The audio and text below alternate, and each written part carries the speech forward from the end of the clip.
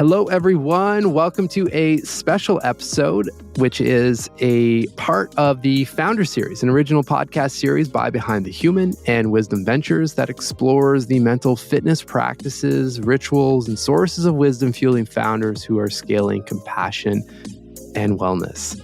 Today, we have a real treat, awesome human being. We're already vibing really well, so I can't wait for this conversation. We've got Cara on the show, who is the founder and CEO of Betterleave, a new integrative grief care system to treat the whole person, mind, body, and soul. I mean, just with that line, I knew we would vibe well together. Welcome. I'm so happy to be here, Mark. Thanks for having me. Yeah, we're going to have fun. I mean, we're definitely going to get into your work in the company and how all that started. But I'd just love to know a little bit more first, like, a little bit about your journey and how you got into this. Is a founder series, so obviously we're gonna focus a little bit more on the founder journey. But you come to the table with a really, how do we put this, like, unique, like maybe rare background coming from the HR world and corporate space that I feel like is a huge advantage building a team, especially in a wild startup space. That you come with that expertise and that experience. So do you feel the same, or am I completely off base here? No. I actually try to find other HR leaders that have moved into startup world. And you're right, there's not that many. Yeah. Or if they are, they're solving specifically for HR needs. So you see maybe like recruiting tools or payroll tools or things that help automate and make the lives easier of HR leaders. But I've always said that what gets me out of bed every morning is the health, wealth, and happiness of my employees that I was able to support. And if you think about that holistically, you not only care about your processes as an HR leader, but you also really care about the outcomes and the outputs and the team success of your employees. And so balancing those two. I think in today's world, you also hear phrases like the employee experience, or you'll hear like people operations or business partners. That's really where I really thrived in my sweet spot. But I do think it has the foundations of HR and people operations have given me an opportunity, probably acutely familiar with the gaps of specifically what we're solving, which is grief and loss, supporting employees. So I'd have to agree with you. Well, and what was your first, because you had a company before this, right? Mm-hmm. Yeah. Recruiting. Recruiting. Okay. So that's a natural, it feels like a bit of a natural segue, but I mean, also, it still is a bit of a jump. Like it's a different world, right? Working on a team and being a part of different, like, larger organizations to, hey, I'm gonna create this. Yeah. How did you do that, or how did that come about? Sure. I've supported tech companies most of my career, and the scale and the size of those have ranged from 50-person companies all the way up to almost 1,000-person companies, both national and international. So you're right. It is different going to 0 to 1 versus 1 to 2. And luckily, I had met an awesome engineer, principal engineer, a company we had acquired at Retail Me Not. And he had this idea where he said, hey, I'm getting a lot of pings to help with software engineering recruitment. And you being in HR, I thought this could be a perfect opportunity for us to partner and build something with my software engineering background and your HR background. And we could create this tool that hopefully makes it easier and more automated for HR and hiring teams to play software engineers. So I had a co-founder and I had a partner who I just loved and I just gelled with and I respected and was wicked smart. And so I think that really helped give me the confidence to say, okay, I'm going to do it. Let's go. Yeah. What scared you though in that moment?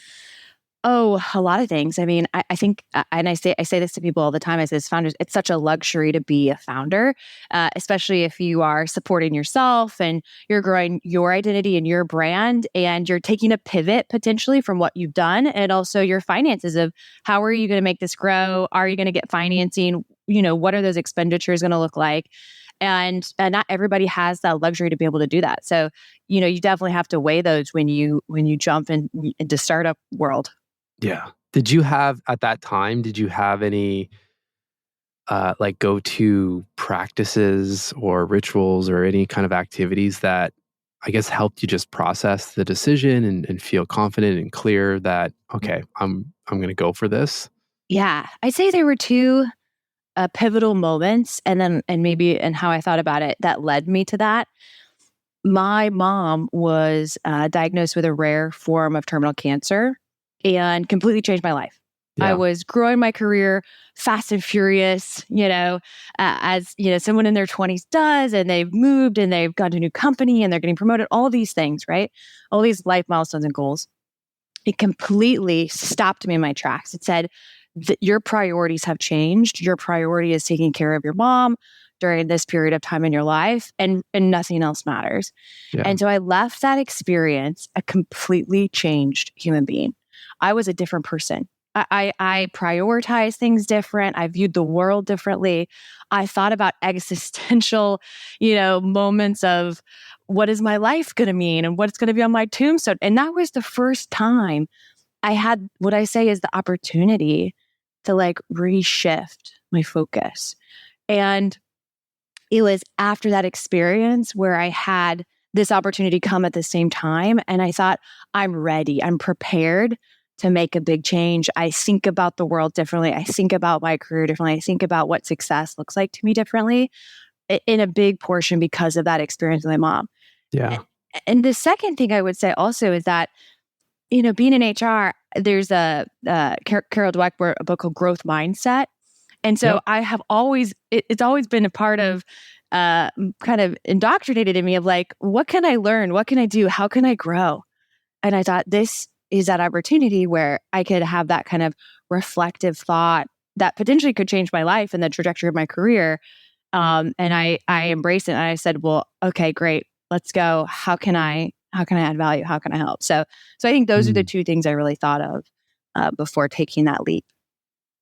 With your mom and like all of obviously, and I'm sorry to hear that, it was so sudden, of course. And I mean, it obviously sparked a whole other business that I'm sure we're going to get to shortly, but like that's hard for anyone, of course. And for you to also be processing and like kind of flipping the way you want to show up and work and all of that, like that's a lot, right? So was there in those moments when like there, I assume there was a lot of, sadness and potentially like projecting into the future and whatnot, like what practices were helpful in that time to process some of the emotion? Sure.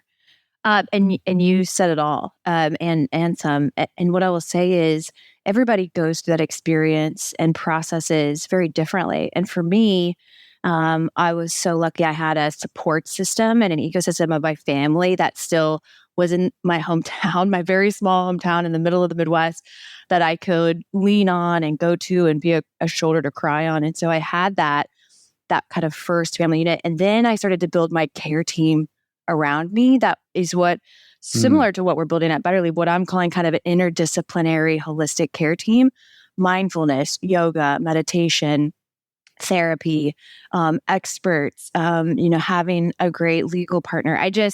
Building that care team was something that also really helped in this process.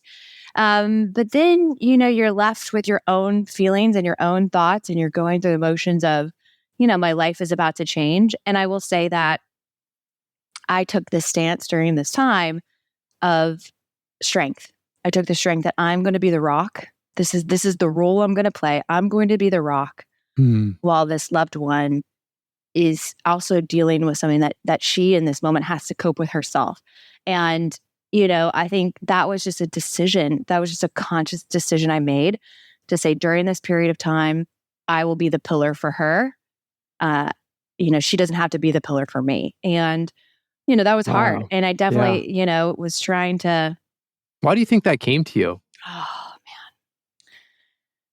I think I saw a vulnerability in my mom that, it's just a lot of information to process. It's a lot of information to process as a family member of a loved one. I Hmm. couldn't imagine as the individual getting that news, Yeah. how to, handle that. And so I really wanted to support her in the best way that I knew how, um, which was to get up, make breakfast that day, say, today's going to be a great day. How can I help you? What do you need? Just keep that, I'd say, that normalcy or that routine in a time where everything is changing and everything is unstable. Yeah. And when I think about people that have changed my life, I think they're the ones that have been the rock for me, right? As Mm. I'm going through the storm or as I'm thinking through major life decisions, that has been the most helpful. And so I just tried to apply that to her. Did you keep that? Because if you were to sub out the experience that you had with your mother, I mean, you can pretty much say the same thing for being the rock of a team, and all the uncertainty and the change and everything that's going on in the world, and especially with Better Care and everything that's going on there. Um, have you hung on to that consciously, or have you ever thought about that as a founder? Yeah, I would say that in my last HR role, where I was the VP of people for a data ops company, it was during the pandemic. And I can't think of a more uncertain time Yeah. for employees, the teams, the managers, the exec team. There were so many unknowns. There were so many unknowns of, are we going to get to work together? When should we work together? What's going to happen to our P&L? Oh, I mean, it was 100, and we all went through it.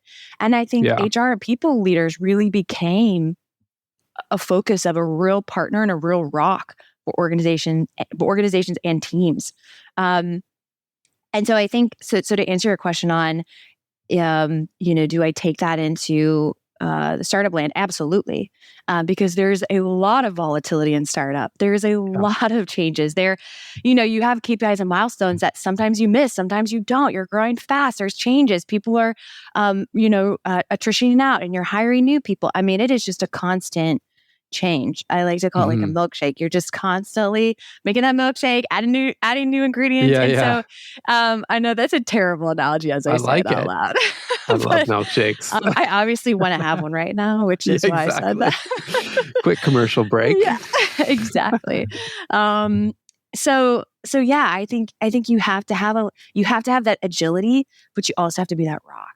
And Yeah. I think having the background in human resources to be the rock for a lot of employees and managers that were dealing with challenges, both personally and professionally, set me up for success. Okay. Well, that's kind of the next question that kind of comes to mind. Just when you're the rock, and I've had a similar conversation with the chief people officer at VaynerMedia, Claude Silver, and thinking, when you're holding space for so many people, it's like the classic airline example, right? It's like you have to put on your oxygen mask first before helping others. So that's my follow-up question is for you right now, as we speak kind of present day, what do you do to calm and quiet your mind and let your mind breathe so that you can show up and be there for the team and so forth, and keep the ship pointed in the right direction? Sure. The two things that come to mind are boundaries and breath Okay. work. Those are Ooh, the two things. tell me more about both. Not that they were both supposed to start with letter B, but for me, breath work is super important because as stress comes into your life, your nervous system, you start breathing faster, your anxiety heightens. It's actually like a chemical response in your body, right? Yeah. And having a startup is stressful. That's no, Yeah. if, Is it ands, or really? buts. No question about it, right? So I find that if I can get to that quiet place, if I can take a beat, if I can take a moment, if I can control my breath, then I can control my emails, and I can control. And that doesn't mean you lose urgency, right? It doesn't mean you lose speed. It just means you're really intentional, Yeah. and you can be deliberate around how long the email is or how long this meeting is. And so I'd say breath work is really important. When do Boundaries. you I'm Yeah, not letting you no, off the hook of please. that one. Breathwork has changed my mental fitness routines drastically. I find it's just so powerful. And even when Yeah. working with teams, we always start. I don't tell them this because sometimes people are like, I don't know about breath work, but I always start them off with 3-4 minutes of guided breath work, and especially when in person, the energy shift in the room is just palpable, and it's so magical to experience in front of people like that you don't know where people were coming from, what meetings they're like, what's going on in their lives, but then all of a sudden, in the matter of minutes, it's like we're all on the same wavelength, and it's unbelievable. So please share more about like what your actual practice looks like when you do it, what's worked for you, what hasn't. Yeah. It's like a reset button, right? And I Yeah. just want to give one story about that. When I was in high school, I had a teacher who was a history teacher. Oh, no, excuse me. Let me go way back. Middle school. Middle school. I think I was seventh grade. I had a middle school teacher, super progressive. She would start class with 10 minutes where we'd all lay on the floor, close our eyes, have a moment of gratitude, and get up and ready to learn. And I tell you, Wow. it completely shifted. It was my favorite class, not only because she was an incredible teacher and I learned a lot, but I also felt like she was intentional about focusing our energy. And Yeah. when I think about, I take that, I think about breath work in today's concept, which we're running a million miles an hour. All Yeah. of our teams, you're trying to build high performing teams with hitting goals. Um, if you can focus your energy to that meeting, and if you can take a minute, and if I do this, even not in a team context, but if I just do this myself, I wake up in the morning, I'll focus on, I'll make my routine, I'll make my coffee. I always block out an hour for emails, and I do breath work during like the email responses of like, hey, what's priority? What do I need to get out? What's waiting on it? Am I blocking someone from executing on something? And it's during that hour of email responses that I can really work on and set intention for the day. That is And it helps interesting. me prioritize. Yeah. So, I mean, I didn't expect you to say that, and I'm even more curious. So you're going through the act of obviously reading and responding to emails, but is it? Sorry to get super practical here, but that's kind of this show because everyone, so many people can benefit. There's a million different practices, and I really am a firm believer that if we can personalize these things to our own lives, then we actually do them. So the Yeah. more detail, the better. Yeah. Is it like between emails that you just consciously slow down and take a couple deep breaths? Is that what it looks like? Yeah, absolutely. And I mean, you're in an email situation where you're getting hundreds of emails, you're contact switching all the time. Like every minute, it could be someone from your team, it could be a sales deal, it could be your investor, it could be. And so you're constantly, I try to have a breath before each contact switch. Or I'm like, okay, I'm Mm, going to focus on my team. Okay, got it. This team, like again, the flow. And then I switch and then I go into a different kind of prioritization of an inbox. I'm like, okay, investors, I got to put yeah, that mode or that mind in, and it's slightly different. And so you take you take a beat and then you work through that. that is amazing. I love that. Yeah. And what's interesting too is that to your point earlier, how some people push back around that and are like, ooh, this is breath work, woo woo. What's really interesting is that everybody does it intentionally or not. And the best example Exactly. I can give is like you have a family, you have kids, it's been a really stressful day, they're driving you crazy. You finally get to them to bed, and then you go, well, guess what? Yeah. That's your breath work. But imagine doing that at the beginning of the day before all Yes. that started, Yes. Now you're right? preaching to the right choir. I love it. I don't know. Yes. I Yeah, I mean, it don't is the know. I language don't know. is starting to change, or I should say be accepted, but they're like I see it at least with teams. It depends on who I'm speaking with, but within a few minutes of experiencing it, now all of a sudden it's fair game. Like, and we're talking about we're doing journaling together. I've got them doing visualizations, and there is no judgment at that point, right? But it's so interesting. We have all these like preconceived notions of what this stuff is. And I mean, people are listening to us. You can see me. I'm not sitting here. And I'm not saying this is wrong, but I'm not sitting here in a robe, with beads hanging from my neck. Again, not wrong, but I'm just a regular dude Yeah. that uses these Yes. practices. So Yes, yes. And I love how you mentioned like the language and the acceptability. And I think the one thing is the comfortability.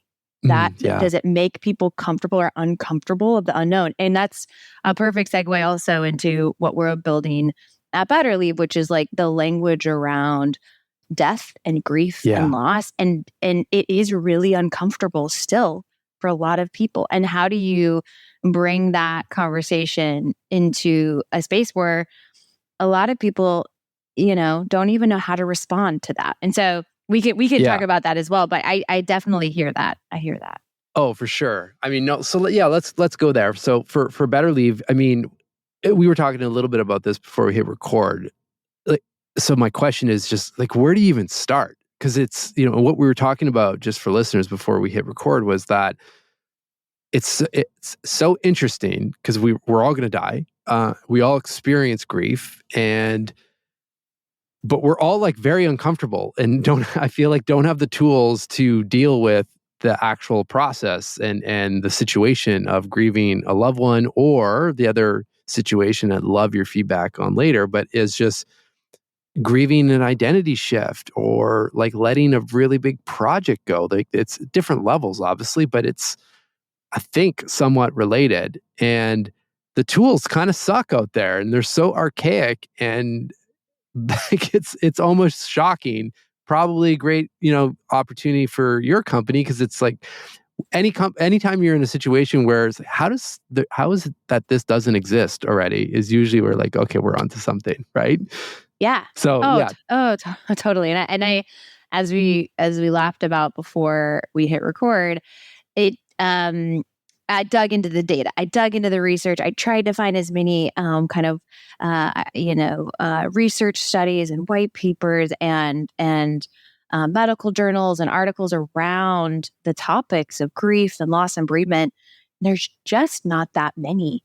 And so you have this kind of gap and what I would call kind of medical research and the impact of that. And now you're starting to see more, I will say. But you have that gap, and then you also have a generational shift of what generation is dying or about to die, and the caregivers supporting those. Well, if you think about the caregiver generation, that's your X's and Y's, right? Taking care of the boomer family members, and I use we as a group, like we were born and raised on technology for the most part, are very familiar with that. And so I think you have this convergence of, in the medical community, it is starting to become a real researched and discovered discussion point. You hear things like complicated grief now as an actual medical term. And then you also have a lot of innovation, I think, in the last 5 years coming in this space, in adjacent spaces across what I call the bereavement continuum, both kind of pre-loss all the way to post-loss. And you have it on, the wealth, like estate, kind of wealth transfer and estate side. You have it on the medical side, health, well-being, hospice innovation. So you have it happening. And I think it is happening, but it still is, to your point, super antiquated today. Yeah. It just is. Yeah. It still is. And there's a lot of reasons, I believe, that we can fix it, at least as a society. And it can start pretty early. I think it can start as early as, think of your first major life event. Maybe you get married, maybe you have kids. These moments of time, these major milestone life moments, can be moments for individuals to start talking about end of life in not a scary way, in a really healthy, positive, let's open the floor, let's have the discussion, to talk about, what is my plan? What's my advanced care plan? What's my estate plan? What's my funeral plan?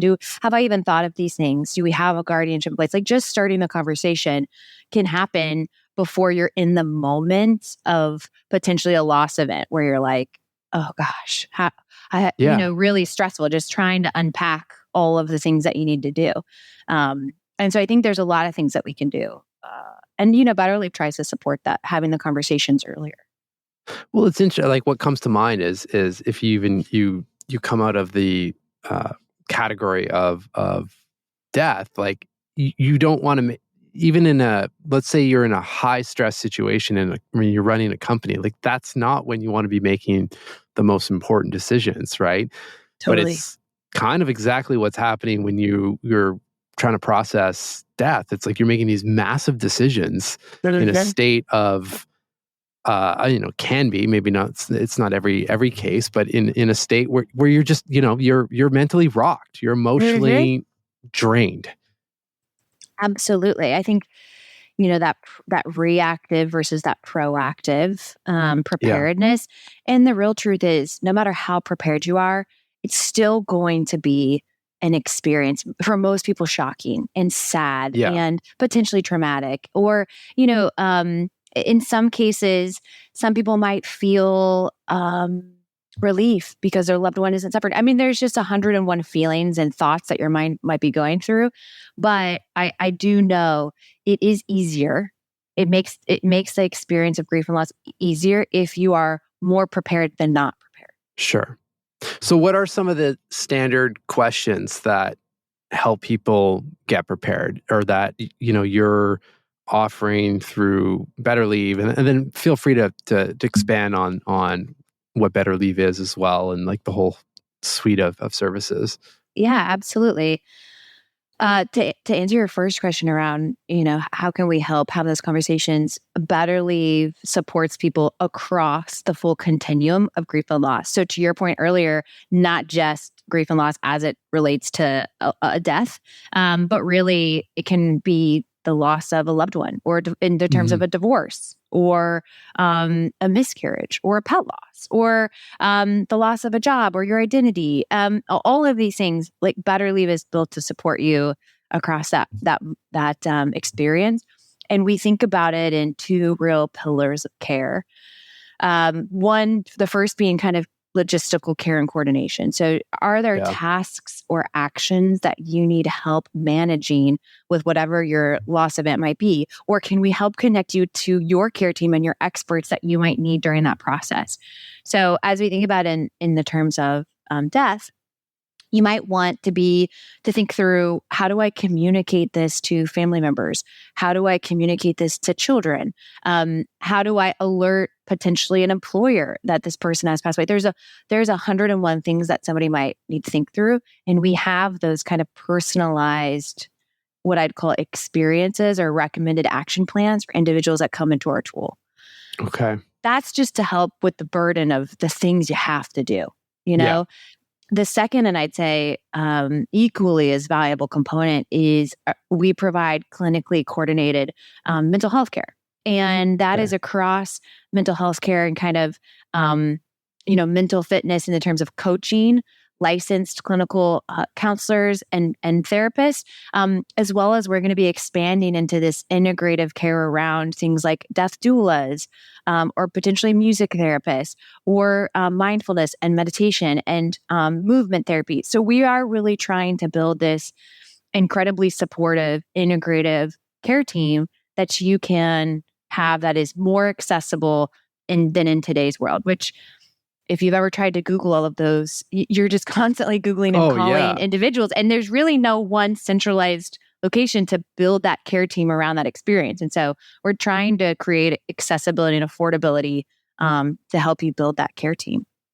Well, and you guys are also going straight to businesses with this, right? Versus the kind of direct to consumer That's right. Route, which seems pretty smart in the sense, because it doesn't seem like there's that much on the company side of things. And, you can probably impact a lot more people with, something, as opposed to going to individuals specifically, right? And implementing the system within, or the service within a larger organization.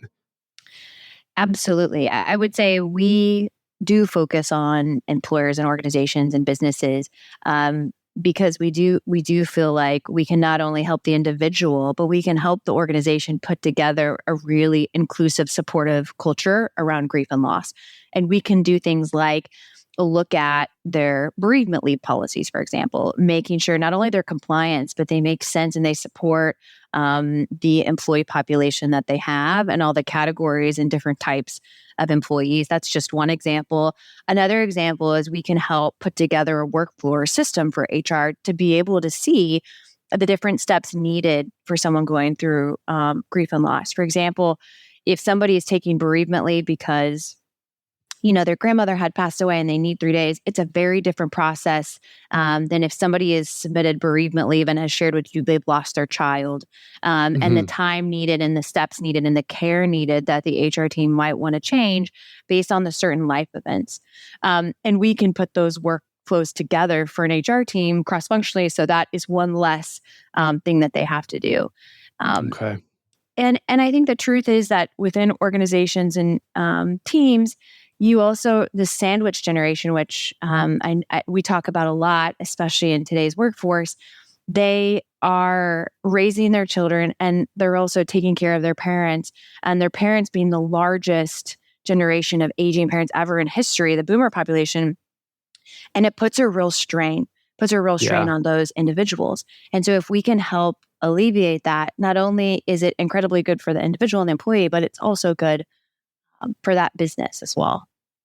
How do you do? I'm interested in that because I mean I feel like I'm following into that category fairly soon, and I know a lot of people that are where they have parents that are starting to age, and like you can kind of just see where things may be projecting forward, but at the same time, you potentially as an individual also have like a young family, and there's a lot, just a lot going on. It's like how do you manage those environments, right? Or that Sure. kind of mental pressure.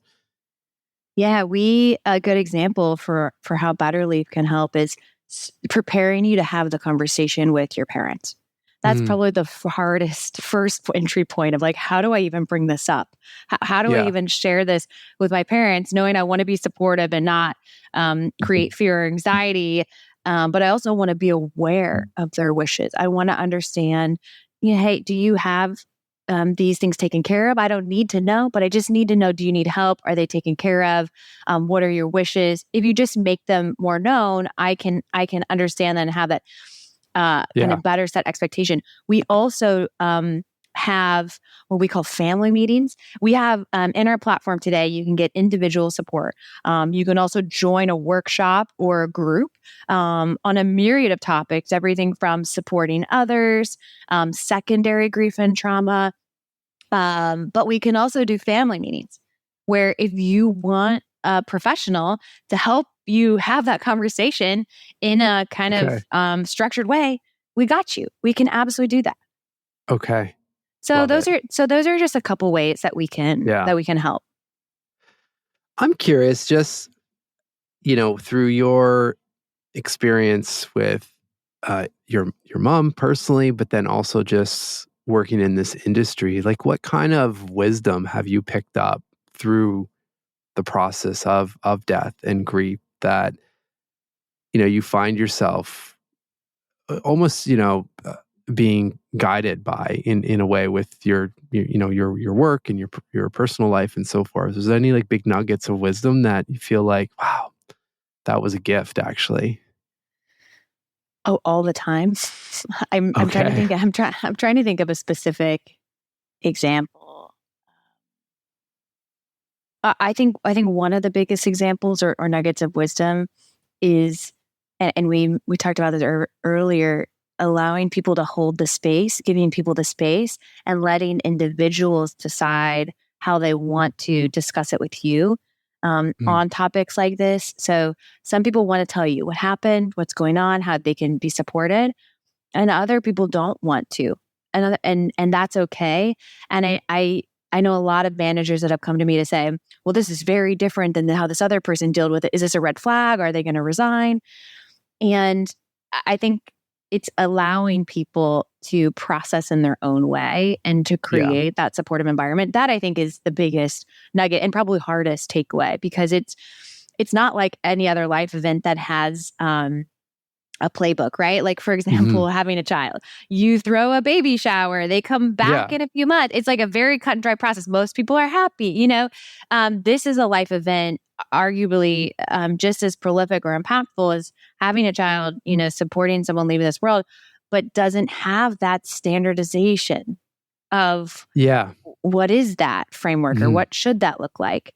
And so I find Which it makes really, it awkward, right? yeah, For like, because yeah, people obviously for the most part are not ill-willed, and it's like you wanna say, even myself, when you were talking about your mom, is like, I said, "I'm sorry," but in my mind, I was like, "Do do I say that? Like, is it more of," you know what I mean? Like, it's so yeah. different for everyone, and it's just like an awkward little moment, and I guess the question to you is, like, how do we what is there a best approach? Is like, how do we navigate those things? Yeah, that's a great question. And it's so funny. I'm in this space as well. And I even sometimes, in certain cases, think, is saying I'm sorry in the right context. But I think universally, if it's your way of sharing, saying thank you and gratitude for someone sharing their story, and also being able to relate on that and say, I'm sorry, that was hard. Let's just acknowledge that. I think you're acknowledging something that somebody just Yeah. shared something very vulnerable with. And I don't think there's a wrong way to do that. So if I'm sorry is the right way for you, then you keep on doing that. And that's your way of acknowledging that you understand that humanity, right? Yeah. That life That's experience helpful. that just happened with that person. And I would say that's universally the most widely said thing. So Yeah. Fair. it is actually, so you're not like way off base in like how you approached it. And it's also different case by case. Yeah. If one of your dearest friends just came to you and was, you know, really upset about a death event, of course you'd be like, I'm so sorry, oh my gosh, versus how you said to me, which was like, hey, I'm really sorry for your loss. Like and it's a different tone and it's a different, so Yeah. I think you can say it and it can be universally Sure. accepted. Sure. On just lastly on tools and practices and whatnot, have you noticed, a handful of, you mentioned breath work for when you're doing your emails and whatnot, which is super practical and helpful. I'm curious to see if you've noticed that, I don't know, meditation or any kind of breath work or journaling or anything like that has been helpful during the grieving process. Sure. I would say in different phases, Mm, different mechanisms of support were helpful for me. So, right when after my mom passed away, there was a period of probably 3 months where I was going through finding myself again in this new okay. normal, where I found journaling and poetry and writing music and recording music just a part of that cathartic experience. And I wanted to capture that. But if you were to ask me today if I journal, I would say no, I can't remember the last time in the last 6 months that I picked up and journaled my thoughts. So I think I say this because you can, in different phases, and grief I consider like an ocean, grief and loss like an ocean. Sometimes it comes in Yeah. waves, sometimes the tide goes out, the tide comes in. Um, there are a lot of different modalities to find support and to process that. And it's okay to pick something up and not do it and then pick it up again. Yeah. And journaling is a great way. Meditation, mindfulness, yoga. I practiced yoga now for 15 years. Also a great way for me to think about my mom. And if Hmm. you really boil it down, outside of the different modalities and tools, it's that you are taking a moment to think about that moment in your life or that special individual or person or pet or experience, and you are honoring that experience for how it impacted you and the person that it also made you. Because I truly believe that we are a collection. Who we are is a collection of our experiences that makes us into the person that we are today. And so that maybe that experience is during the holidays where you're like, this is the time. Or maybe that experience is during Dia de los Muertos where you are celebrating the Hmm. death of that individual or, whatever that is. I think at the root of it, we all just want to remember and to honor the memory of, that experience with that loved one. So I mean, I can't think of a better place to wrap the cool. conversation. That's a beautiful, beautiful statement, and I guess something for us to reflect on. And just I don't know. I feel it. I feel like my heart's full after hearing you, speak of the topic in that way. So I want to thank you for just being here, but then also for doing such valuable and important work in a space that is challenging in Right. multiple facets, I can imagine. And it just gives me a lot of gratitude and peace of mind to know that people like yourself and your team are out there, um, bettering the technology and the overall experience of death and grief and loss and all of that. So thank you, Cara. Thanks, Mark. It's been great to chat today. Yeah, I mean, we can go forever. That's for sure. All right.